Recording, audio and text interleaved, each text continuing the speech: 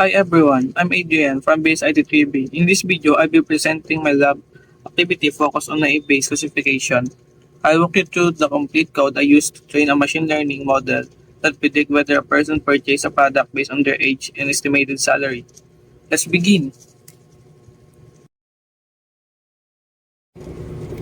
First, I start by importing all the necessary libraries. Here, Panda is used to handle the dataset in scikit-learn, provide tools to split data, create the naive-based model, evaluate its performance. Next, I load the datasets.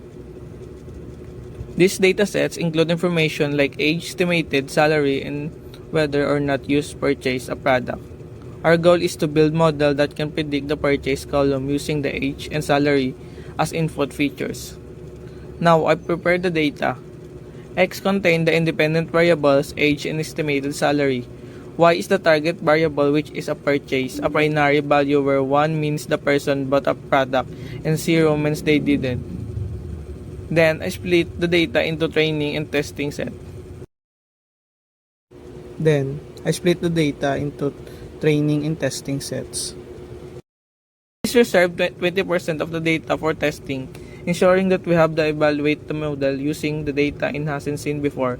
The random state ensure reproducibility. Now we create and train the Gaussian naive-based model. The Gaussian naive-based algorithm is used to feature follow normal distribution, which is often true for continuous data like age and salary. These steps teach and the model the pattern in training data. Then, I use the model to make prediction on the test data. YPRED now contains the predicted outcomes, whether which test user will purchase or not. Finally, I evaluate the model. The accuracy score tells us how many prediction. If the output says accuracy is 0.77, it means the model accurately predicted 77% of the test results. The confusion matrix provides more detailed results, showing the true positive and true negatives, false positive, and false negative. So that's how I implemented naive-based classification in this lab using Python. It's powerful method for binary classification, problem and work best with normally distributed features.